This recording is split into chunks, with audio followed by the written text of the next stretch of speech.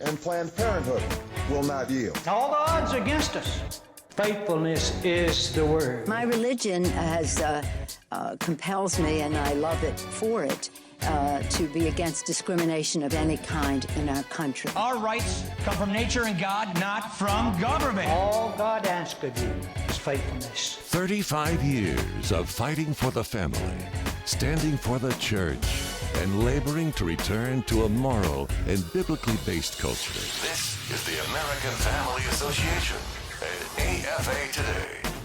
And we welcome you to the New York studios of AFA Today. Another big news day, and man, do we have a lot, and most of it is an exclusive. I will tell you exactly what's going on in more than one situation, because we have so much that we need to get to. I'm not sure that in the full hour that is in front of us we will have the ability to cover it all, but we're going to do the best we can.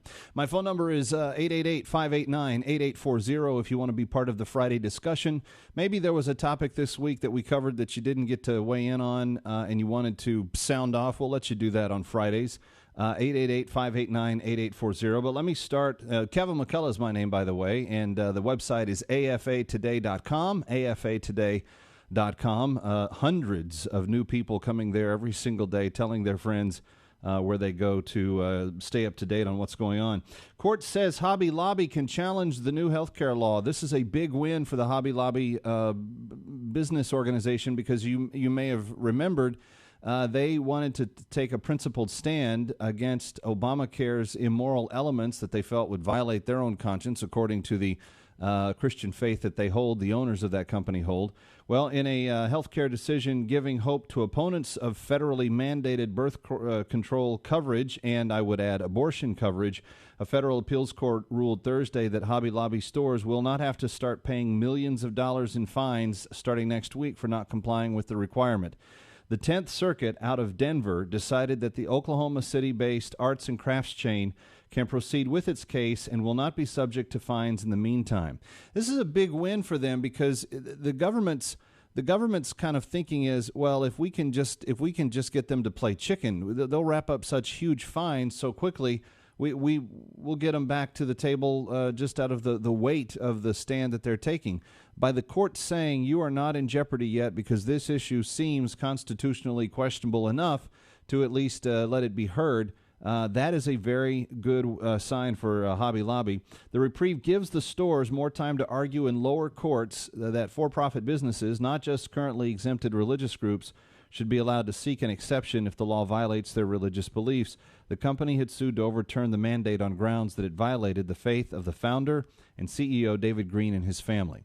Well, that's a big win. And unlike, and let me just say this, unlike the marriage manipulation that the president has demonstrated in the last couple of days, because he came out right after the Supreme Court rulings and he was like, I'm going to push this in all 50 states, but we won't seriously in any way demean people that are, of conscience, that are of religious faith. We won't make them violate that, while then simultaneously trying to argue that if you did not agree with the Supreme Court's ruling, you were exhibiting in some way prejudicial or biased behavior.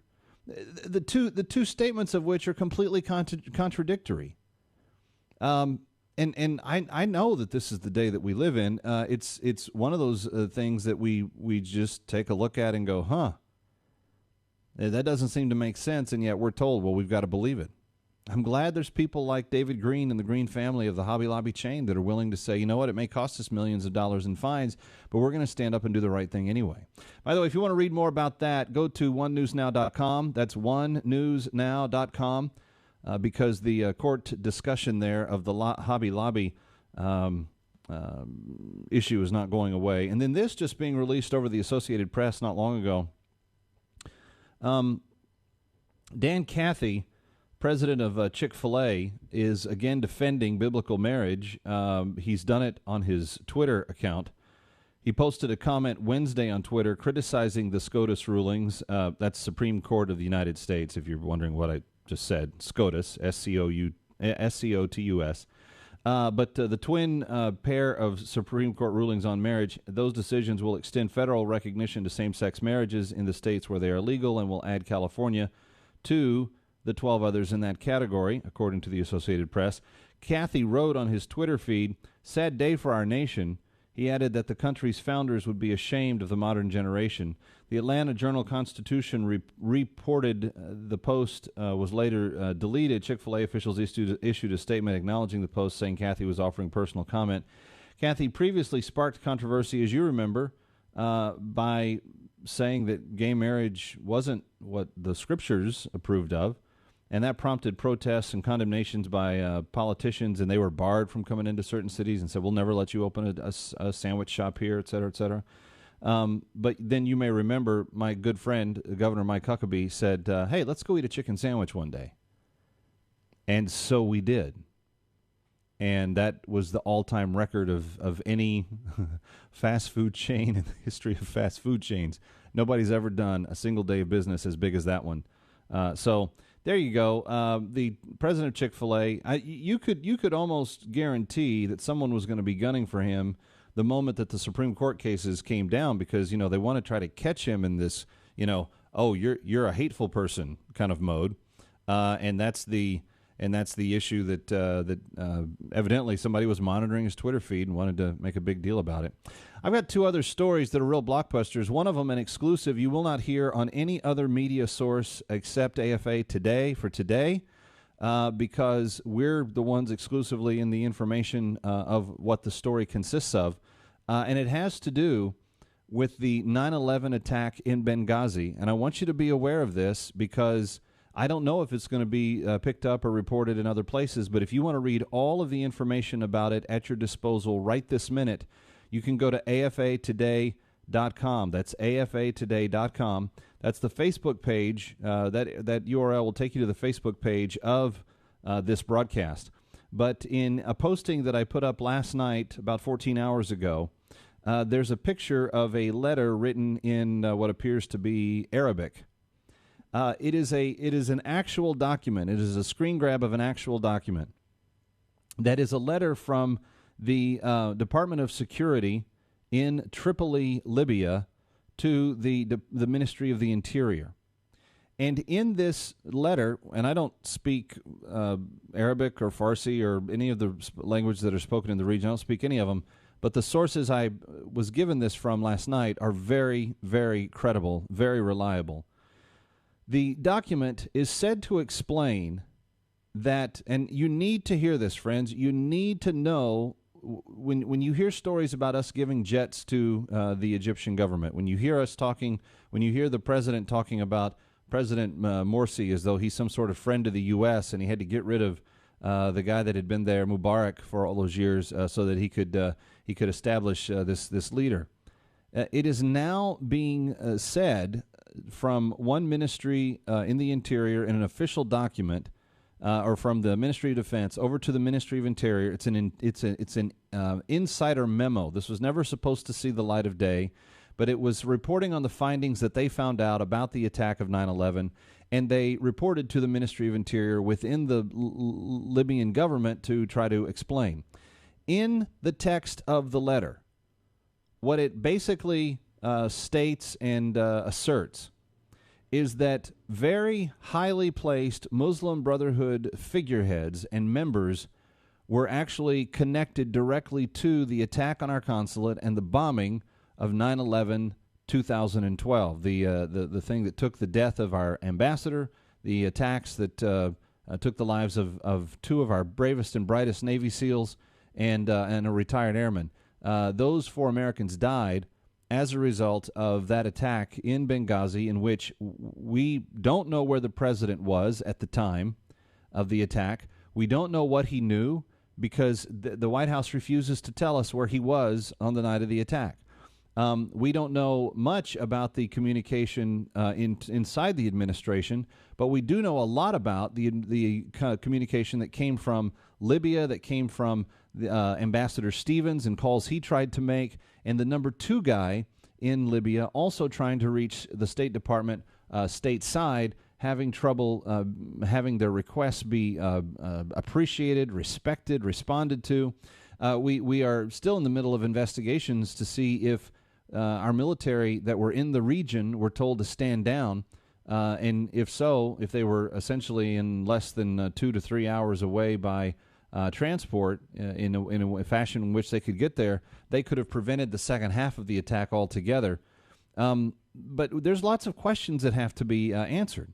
This document that I'm going to tell you more about what it says in the remainder of the broadcast today actually asserts that Egyptian President Mohammed, whatever his name is, Morsi, President Morsi of Egypt, a Muslim Brotherhood figurehead himself, was actually connected to the 9/11 attacks of 2012 in Benghazi in Libya. This interior investigation by the Libyan government, and let me reset the stage for you. You have the attack, the night of the attack. You have the administration begin to get its talking points together, and they go out and they tell the nation, well, they were very upset about this video that was out there that was on YouTube that nobody had ever heard of. Still, most of the world's never seen it. And this filmmaker that lives in Southern California, they were in some way so enraged by this that they decided to go on the march. Well, that turned out to be totally not true. It turned out to be a total attack on our consulate and on our people. And we've been trying to piece the pieces together about why that night, what was connected to it, et cetera, et cetera. Now, do you remember that they had some protests in Cairo earlier that day, outside the U.S. Embassy? What did they do to the U.S. Embassy? There was some vandalism against it. There wasn't a complete takeover like in Iran a number of years ago, but there was violence done against the embassy. There were black flags. The American flag was torn down. Black flags of al-Qaeda were flying, and there was all this commotion. Later, just shortly within 24 hours of that, then this attack takes place in Benghazi. And what this document on afatoday.com, you can go and see it for yourself. That's the actual document. What we are being told this document reports is that Mohammed Morsi, President Morsi of Egypt himself, was connected to these attacks. We turned around and gave them, 11 F-16s in January or February? We have seen this president come to the aid of Egypt and tell people to work with them, and all sorts of appeasement to these thug murderers that took over through the Arab Spring, that took over the leadership of the country of Egypt. You remember that they were gang raping some of our reporters, that there were things going on in some of that region that were just awful, and yet President Obama, blind eye to it, not even paying attention to it. But this document, based on the official finding of the Libyan internal investigation of the events surrounding that attack, with more than one witness confessing to the connection, because there have been some people that were taken into custody and there are others that have been questioned multiple times. They are confirming that President Morsi in the nation of Egypt was connected to and had involvement with the 9/11 attacks of 2012. This is an exclusive. You're not hearing this anywhere else in American media today. But you can go to afatoday.com and see the document for yourself. A reporter by the name of Raymond Ibrahim, who wrote a fairly interesting sounding book called Crucified Again, Exposing Islam's New War on Christianity. I have not read the book. I don't know anything about it. But it is his report, and it is his translation of the intelligence document that has brought this to light, and I have that linked for you at afatoday.com as well. afatoday.com, you can go and read it for yourself. But several Arab websites, as of Wednesday the 26th this week, began to publish findings that were in the Libyan, this document, this internal document. They began to allude to the fact that Muslim Brotherhood was involved. This caused people to get curious. They went and secured a copy of the document directly, and sure enough, under sworn testimony, some of those involved were saying, here's some of the high-level people that backed what we did. They also said that these Egyptian jihadi cell members confessed to very serious and important information concerning the financial sourcing of the group that carried out the attack on 9/11/12 in Benghazi, Libya. I'm Kevin McCullough. This exclusive information, we'll continue with it and take your calls on AFA Today. Stay with us.